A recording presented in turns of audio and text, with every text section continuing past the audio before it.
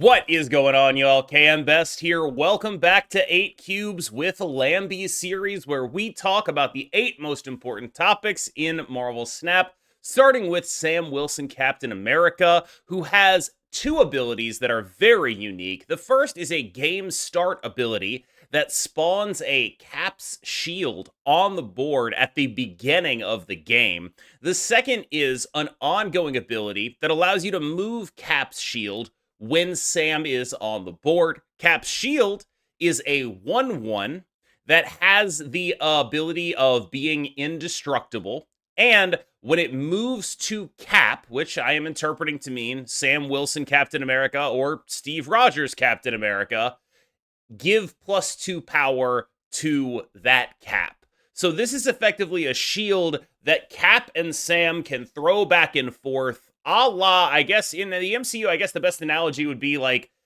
it was actually Cap and Bucky doing this, but like the fight scene at the end of Civil War, where they're chucking the shield back and forth and fighting Tony.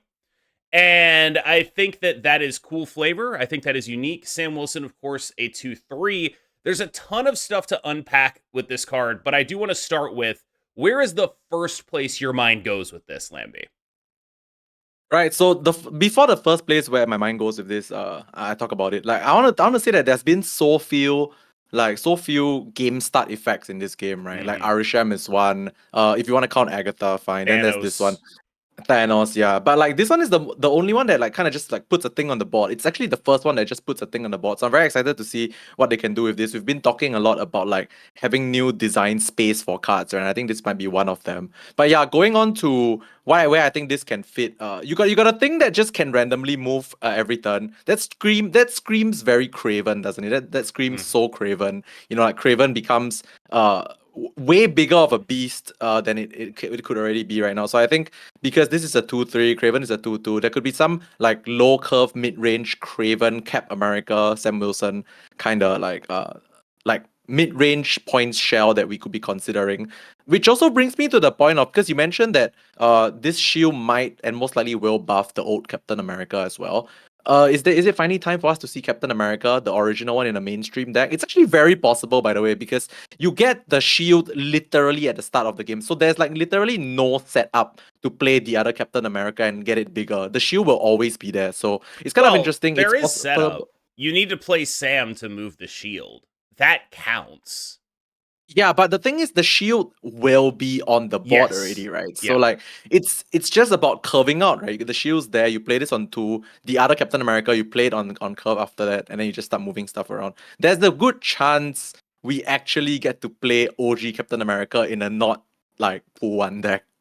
Yeah, the interesting thing to me additionally is that both Sam and the shield are all ongoings, which means that the shield gets a buff in Captain America Steve Rogers' lane. And that's an interesting thing too. But I want to go back to the Craven thing you talked about, because there are 3 synergies that really stick out to me about this card. Synergy number 1, Mockingbird. This is just a free guy for Mockingbird. You just get it. It's just there, right? Synergy number 2, Cull Obsidian. Free guy for Cull Obsidian. You just get it. It's just there. Synergy number 3 is Craven. And synergy number 3.5, which is not really a synergy, but this is protection against Red Guardian for that Craven. And I think that you have this really interesting card that allows you to fuse multiple of those together. What would you tell me if I told you that I already had a mid-range deck that was playing Craven and Crossbones, but if we added Sam in, we replace Crossbones with Cull Obsidian? And then suddenly we're using this for multiple things. Because I've been playing a Scream Surtur hybrid mid-range deck already that I think is pretty good. And Sam Wilson seems like a massive upgrade because it allows me to play a 4/10 that I can actually put on lanes and have the shield move around even some of the time so I can target it to a specific lane instead of Crossbones, who is way worse at being that card. And I get the Craven Sam upgrade to that deck. So like just a massive upgrade to this like tertiary deck that not everyone is really playing or knows about, but it feels like it's using a lot of the pieces of what Sam can do. And I think that's what people should be focused on. Yeah, I think in general, it's mostly upside when we talk about this card, right? So it's a new flavor of style of gameplay. You give more player agency to a mid-range shell as well, whereby you have you have the shield that could move and you can control sort of where it goes and how much points you want to add per location. Of course, I just want to throw out one random downside, which is not exactly really a downside. Like because the shield spawns in a random location, right? Can you imagine like if you never draw the cap and the shield spawns in a location with the one that spawns the two raptors, you know, that kind of thing. Like Yeah. it's just these are just little things to think about, but I'm pretty sure it's mostly negligible. I think Captain America with Sam Wilson is mostly all upside. Do you think it's like a really good card? Because like we've had a run of ridiculous season pass cards. Like we've had or Agent Venom, we've had Surtur, we've had Galacta, we've had Iron Patriot. It probably doesn't reach the like playability heights of an Iron Patriot, but it is actually also kind of like relevance in a world where you have Iron Patriot. Like one of the things that's been happening a lot is like I've noticed like people will play Quicksilver and then they'll never play Iron Patriot in their Quicksilver lane because that requires them to commit then their 3 there as well, and they don't want to have to fill up 3 spots in one lane very early. So what they'll do is they'll play Iron Patriot and then in a different lane from their Quicksilver all of the time. And what I'm getting at here is if you play Sam and Iron Patriot in the same deck, it helps you win the lane by 1 point, but it also constricts your ability to play other cards late. And so people are going to be playing off of that lane. There's just a bunch of really interesting stuff, the dynamics of Iron Patriot and this card, where it's like, yes, you get that extra point, but it's definitely not worth the board space. But you can make that board space leave later if you have Sam Wilson in your hand. Just some really interesting stuff here. Yeah, I just want to add one last thing to that because the funny thing is players that don't want to play 3 cards in the same location, like by turn 3, it's just a skill issue thing. Trust me. Like if you, it's a skill issue thing. Like the good players will do it if they need to do it. Anyway, moving on to Joaquin Torres, a 3/4 with an ongoing ability that doubles the on reveals of the 1-cost cards you play at this location. This is a card that strikes me as it has the potential to have a sort of Frigga-ish trajectory where it's like it comes out and it's like, all right, this is fine or whatever. And then like 2 months later, you're like, why didn't I buy Joaquin Torres? I can't replace him in any of the decks that play him. And I'm not saying that's going to happen. He's just such a unique piece of text in a game like this that it is going to be impossible to replace him in any deck that he's in with any other card a lot of the time. And that's really weird. Yeah, he's like a Wong but better and worse in depending on the situation that the kind of deck that you play, right? But personally, I might be a bit biased to this card. I like the fact every time I look at cards that like allow you to replicate or duplicate your 1-cost effects, I kind of because I had this like very big love for bounce, right? So when I see this card, I'm just like, whoa, like you could get double demon from the hood, you know, that kind of thing. Like, but the problem with this card I see is that if you want to double down or double up on your 1-cost effects, this card is a bit okay. To say a 3-cost card is expensive is weird, but I do think to double up on 1-cost effects as a catalyst for that, and this thing is 3-cost, feels a bit, I don't know, man, feels a bit expensive. Like if this was 2-cost, I get it. It's probably gonna be really good, but 3-cost might be a bit late to be considering to like invest a lot of 1-cost in the location where you play this card as well. That's ultimately the problem that I run into here. Like, I'm with you when I say it's probably too expensive. Here's the thing. Yeah. I realized this recently. Let's say you make it cheaper. What stat line would you give it? 2-3. Yeah, see, that's the problem, right? Okay, now you have a situation where you have Old Falcon, 2-3. Sam Wilson, Captain America, also 2-3. New Falcon, 2-3. They can't do it. They cannot do this. It's already bad enough that there's a bunch of variants of Falcon of him as Captain America. That's already confusing enough. They definitely can't make the new Falcon also a 2-3. Because I had the same thought, and then I was like, no, they can't do it. Yeah, but for what it's worth, right, the playability of this card skyrockets if it was even 2-2. Like, it's the mana cost, right? Like, the playability of the card. Like, if they really wanted to make this more playable, I would think 2-2. But, I mean, the card is not even released yet, so we can't say for sure. But I do think I like the card, but at the same time, its biggest problem is that 3 is weirdly expensive for this style of effect. Yeah, like, when you look at, like, move bounce decks, they tend not to play Hercules, and that does sort of similar thing to what this card does, but it's also bigger, right? And that's because the bounce decks are surprisingly constrained on energy. They need to be doing a bunch of specific stuff in order to actually make it happen. Now, Bounce itself ends up being a little more constrained on energy because this card also wants you to save your 1-drops until later, right? Correct. It doesn't want you to be playing them out early. So, like, there's a world where you go, like, and it's all fine. You go, like, Black Swan, then this guy, then you do 2 1-drops Falcon, and then you do some 1-drops and bounce some more guys, and then your final turn is ridiculous. Like, that's totally a world where you do, like, you know, Black Swan, Joaquin Torres, 2 1-drops Falcon, 2 1-drops Beast, Joaquin Torres into your hand. You're playing a bunch of demons, doubled Rocket Raccoons, doubled Silver Sables, all that stuff, right? I can see it. I don't know if that's going to be enough points is the issue. The ceiling of the game is very high right now, even after the move bounce nerfs. Are you gonna be able to beat a 20 power Morbius? Because you don't have interaction for that stuff if you're playing a bounce deck with this guy in it, because that's what you're using your entire... It's only going to be a proactive game plan. And that means it's only going to be good enough if you are going to be able to win with the numbers this guy can create. Yeah, I think one more problem that you didn't really highlight, but you put the idea into my head, which is like this chain of so-called like playing bounce, right? Whereby you play the Swan on 2, you play Joaquin Torres on 3. It makes bounce worse as a deck because it becomes super predictable and one-dimensional. Like you have to play the bounce deck in this specific way now for maximum impact. And if you don't do it in this specific way, your Joaquin Torres will be like, it's going to be played too late on the board. You don't get the full effect. You're just stuck with a 3-4 in your hand that you can never really fully abuse, you know, that kind of thing. So it makes the bounce deck more predictable, and I don't think that's a good thing.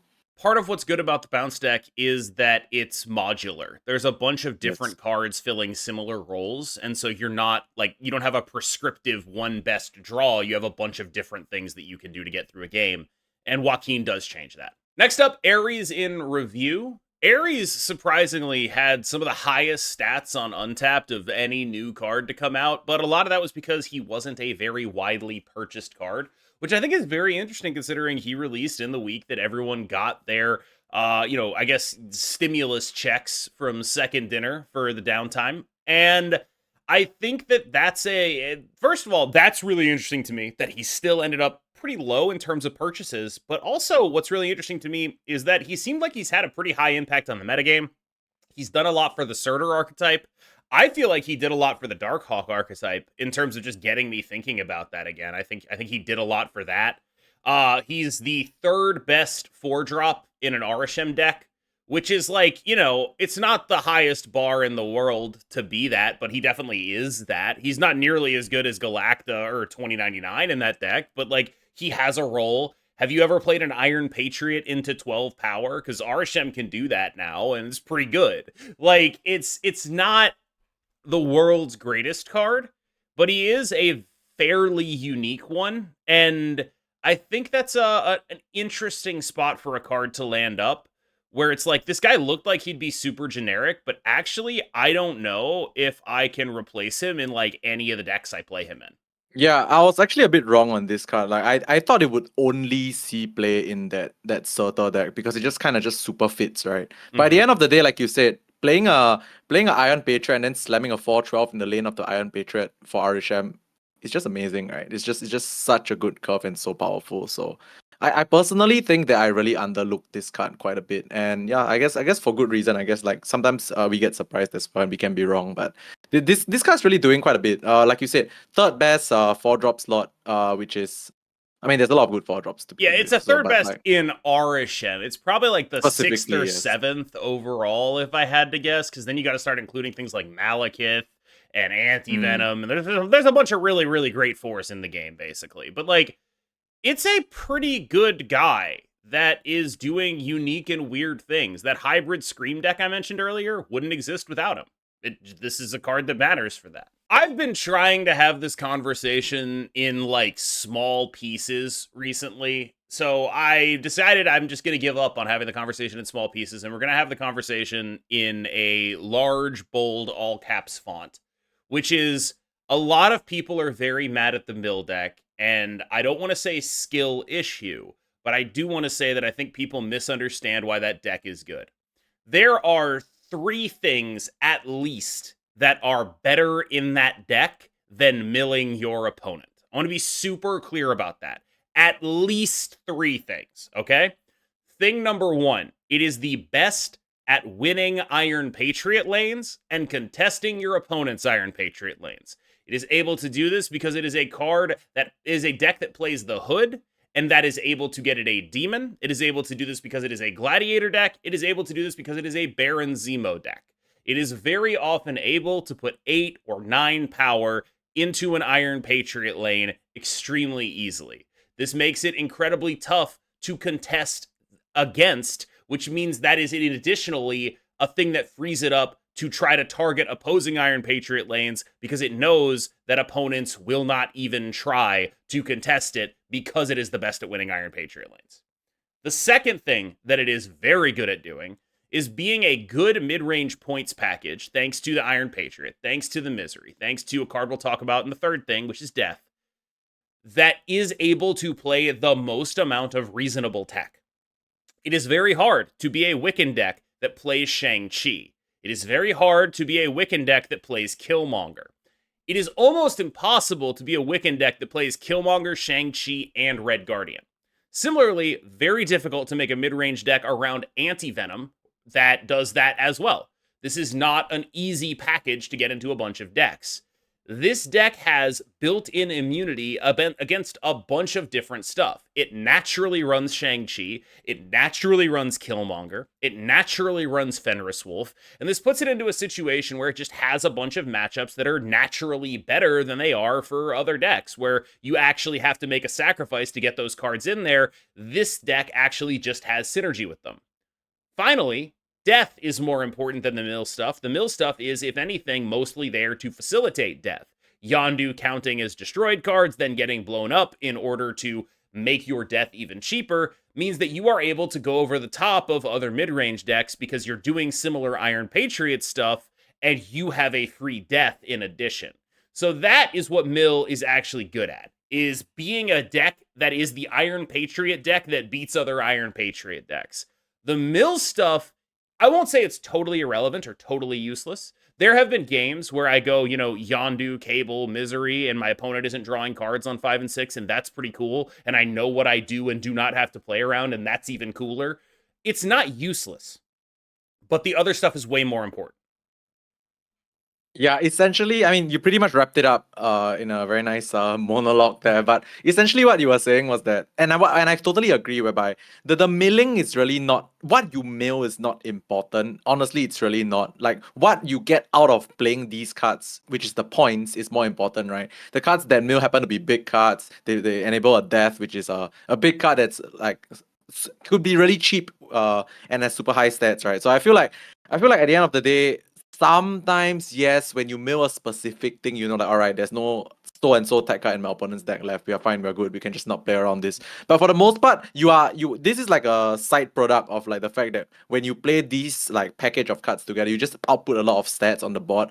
And then on the side, you get to do a bit of the milling as well, which would obviously affect some of your decision making. But I don't think the milling is the main purpose. That's essentially what we're trying to say here. It's not like it's bad. Like getting this mill stuff for free is free information nice. is good. Yes, sick. Free information is good. You love free information. Yondu, drawing your opponent closer to his win condition, though, that's bad. That's actively bad. Because Yondu is hitting the cheapest card, right?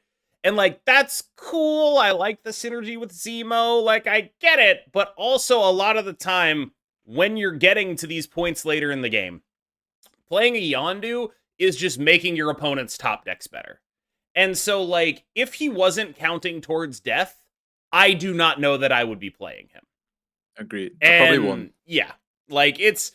You play him because he counts towards death, because sometimes you can actually go out and actually make this mill plan happen. It's not incredibly reliable, but he does allow you to do it. But he is, I think, very clearly the worst card in the deck. And if we're talking about this like a mill deck, we need to talk about what's actually making it good. Because what's actually making it good, mill is 4th. There are 3 factors in the deck that are much more important than mill. Mill is cool. It's nice to get it for free, but don't get it twisted as to what this deck is. Did they save the meta by nerfing move bounce, Lambie? Like, did they actually do it? Was it actually all that simple? Because I feel like there have been so many good decks. Like, I feel like I have 10 decks I can be like, yeah, I'm totally chill with you playing that right now. And I don't think that was true before move bounce. Yeah, I mean, taking the top off Dagger was super important, right? Like, Dagger was one of the biggest scaling beasts that the deck had. I'm very glad they didn't, once again, very glad they didn't go forward with our proposed change of the Ghost Spider to 2. Okay, that would be a bit too big. But yeah, so I'm very glad that they took the top off, like, the most like high skill points deck in the game per se, you know, and it gave a bit of breathing room to all the other decks. Like, to be completely frank, the whole Surtur thing wouldn't fly if we move bounce was still at tip top power for sure, right? Like, just moving a bit off the move bounce that gave you a chance to play another sort of tier 1 1.5 deck in the Surtur deck. So that's definitely a good change, but also not completely obliterating move bounce, you know. Like, I think the deck is still good, but it's definitely more manageable to play against right now, right? Like, a lot of these other mid-range things will not exist, or like would not be worth like playing if the move bounce deck was the way it was before. So yeah, good on them for doing that. Yeah, one of the things that really sticks out to me is like so many metagames are defined by what is there's like imagine a graph and there's like two axes on the graph and it's like how many points you can get and how easy it is to get them. And so it's just like the intersecting lines here. Like it's just where is this metagame intersecting, right? Like on the how easy is it to get 40 points or whatever, right? How easy is it to get 50 points? How easy is it to get 30 points, right?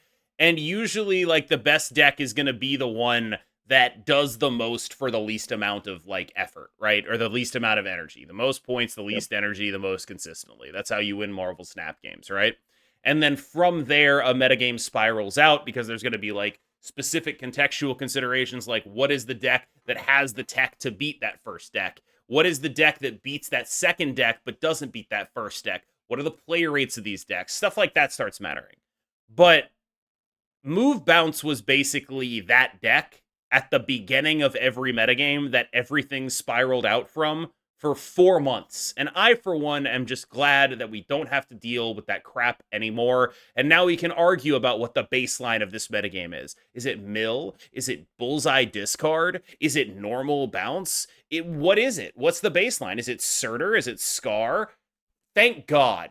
Actually, I think that one of the in terms from a feels good perspective, right? I think hitting Dagger was also kind of correct because the thing about Dagger is that okay, to beat a lot of points, in order to have more points than your opponent, you will want to play more cards, right? Because more cards equals more points, right? In theory, but Dagger is the card that punishes playing more cards, you know. So from a feels good perspective of losing to move bounce, losing to Dagger probably felt like the worst.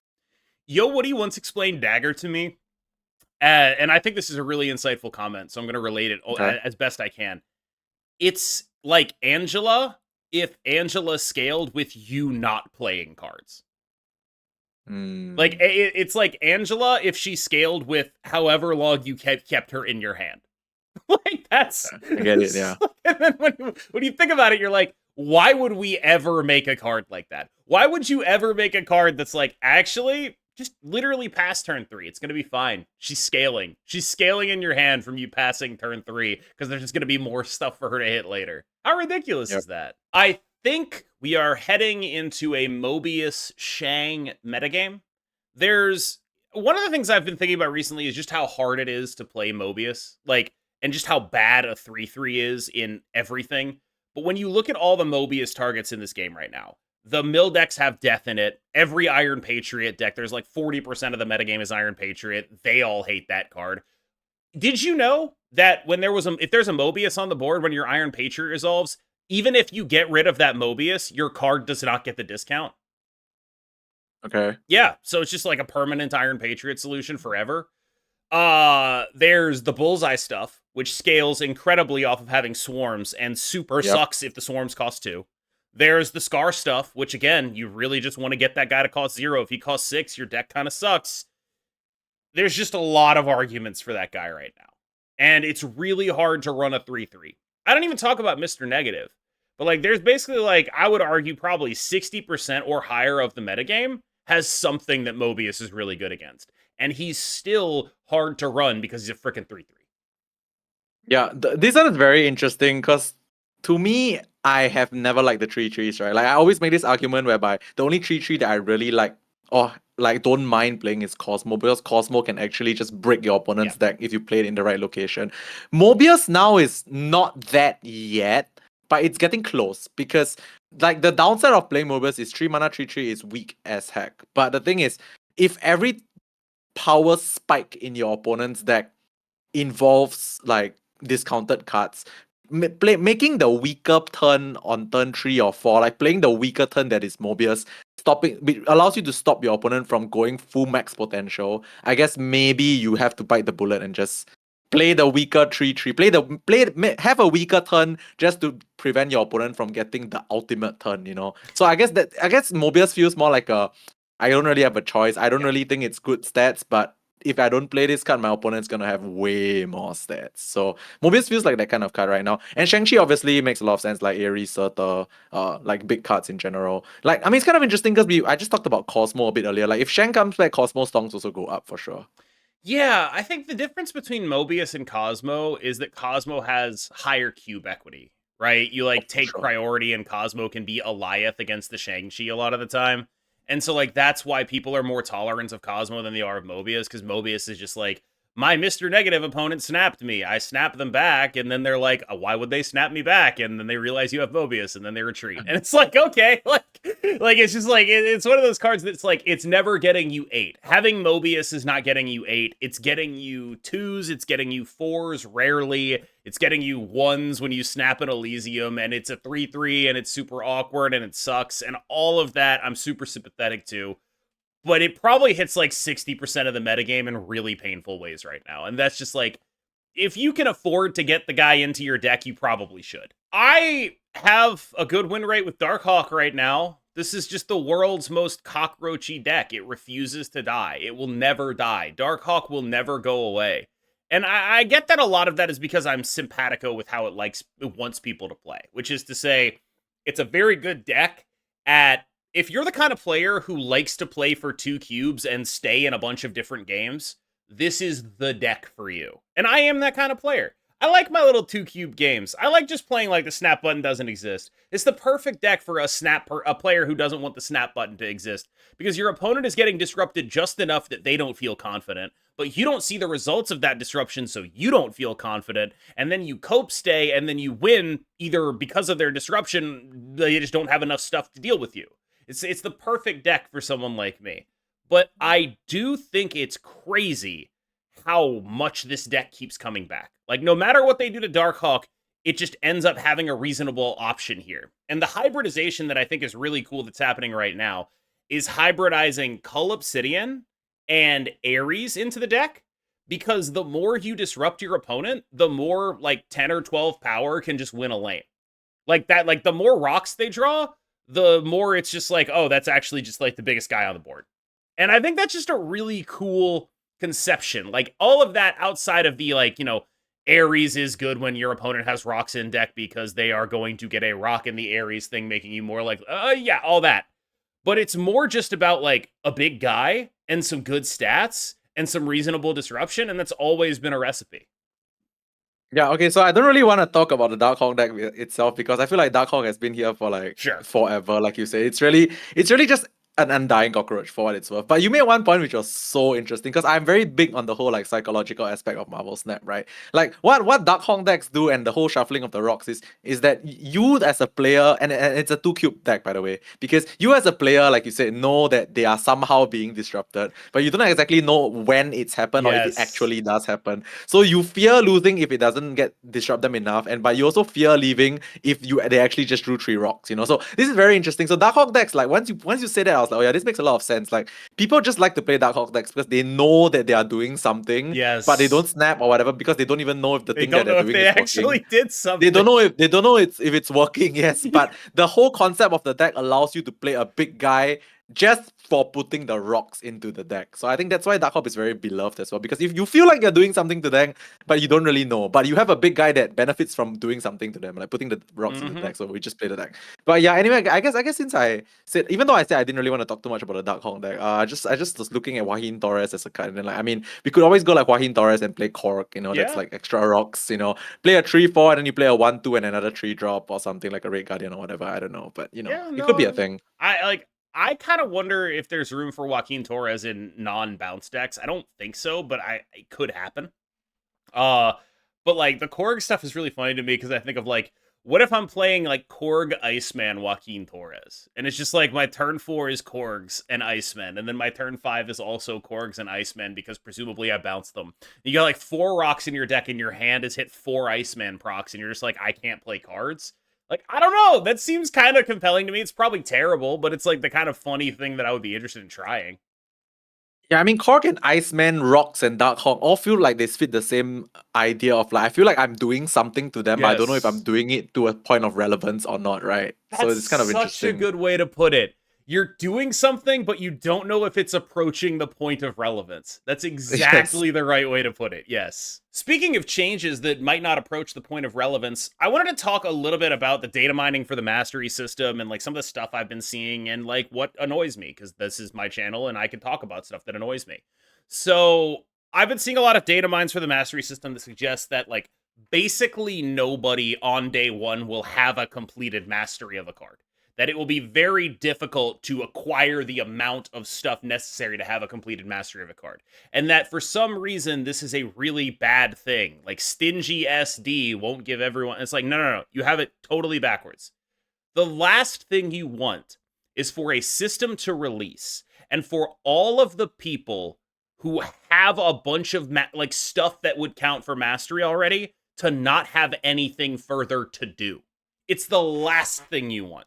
The absolute last thing you want if you're making a system is to release it and have like half the player base be like, oh, I've already gotten everything I wanted out of this system. Thanks. Cool. Nice. You want a system that people will actually engage in going forward, not one that gets capped out the moment of release. It has to be like that, or otherwise everyone like me who has a bunch of stuff already, like, I don't know if people realize this, but they're effectively advocating for the rich to get richer. People like me who have a bunch of stuff to get more stuff. And it's like, no. You shouldn't actually necessarily want that. What you should want is a system that is providing you with just like fun little cosmetics for your favorite characters and all of that kind of stuff. That's what you should want. But instead, people are looking at this as like something like akin to the economy rework. And I think that's just a mistake, where it's like, what this should be a cosmetic distribution system. It'll give you cool splits that you can use only on the character, right? Like you get like a cool treatment of like whatever it is, like an alt foil that instead of Prism, you get like something sick, right? Or like instead of Kirby Crackle, you get like something sick, right? Like stuff like that. It should not be a replacement for an economy rework. An economy rework needs to happen on its own terms, and this should not be involved in any way. This should be literally just an addition that happens and gives people cosmetics and further cosmetics to grind to. Hopefully, the cosmetics are cool enough that people are happy grinding to them. I don't know if that's going to be true, but if people are looking for like monetary rewards from this, I feel like they're approaching this wildly incorrectly. Yeah, I think I wouldn't say I mean I do actually completely agree with you in the sense that this is just like they're just giving freebies, right? They're literally giving freebies. So like, why would that be? Why would you complain about freebies being difficult to get? It's free. It's just how much. It's just free, right? Even if it's not the easiest thing in the world to get, it's fine. Also, your comments are probably gonna be filled with, even though it's irrelevant, it's gonna be filled with like, oh, but Deadpool's Diner was too hard. But okay, but Deadpool's Diner is a different thing. Deadpool's Diner was because Cassandra Nova was a very strong card at that point in time. I mean, I think I'm not a fan of Deadpool's Diner. Let me put it that way. I'm not going to sit here and defend. I'm not defending Deadpool's Diner. Yeah, I know. That's what I'm trying to say. It's a different thing because Deadpool's Diner, like the first one, gate capped a card that was too relevant. That's what I'm trying to say. I'm just trying to say that it's a different thing. And like if people complain and relate it to Deadpool's Diner, it's actually totally different.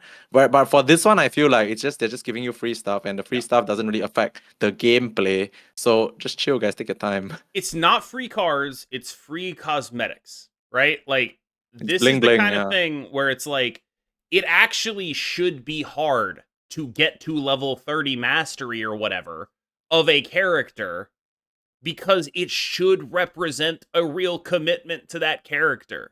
Like, it should be very difficult because it should be something outside of the norm. It should not be the kind of thing that just happens over time. It should be hard. And I don't know, maybe they'll make it too hard, and we can have an argument over what too hard means. But I just don't think there should be a lot of people that when Mastery releases should already have characters completed, let alone multiple characters completed. This is the kind of thing, like when you look at Hearthstone, they have like quests in Hearthstone that take thousands of games to complete. What is it to get those like those cool portraits? You need like 500 wins, 1,000 wins, something like that. Where it's the last time I did it, I remember like for the most beautiful like cosmetic of the month, it took the whole month, literally. Yeah. And it's like, if you're gonna be doing stuff like that, like you have like even just like the baseline, the gold hero portraits that have been in the game since 500 wins. Yeah, 500 wins with that character. And there's ones that require more than that, I believe now. And it's like, this is the kind of thing that can take years. And that's fine, specifically because it's cosmetic. It is a marker of devotion rather than something you like wail for or whatever. It is a cosmetic thing that you do not need. And I think that is good. It is good that there is like an aspirational goal for people to have. It is good that that means something when you see it. Yeah, I guess my final point to add to that, which is that basically these kind of things have to be scarce to be worth the cosmetic flex anyway. Yes. Right? Like, it's not worth the cosmetic flex if it's not scarce enough. Yeah. All right, y'all. Thank you so much for watching. As always, I've been Cam Best. He's been Lambie Series. Wish him luck in his World Championships, and we will see you in the next one after he takes us out. Thank you so much for that. And also thank you so much for being here with us. Like, comment, and subscribe. And I'll see you guys. We will see you guys in the next one. Bye-bye.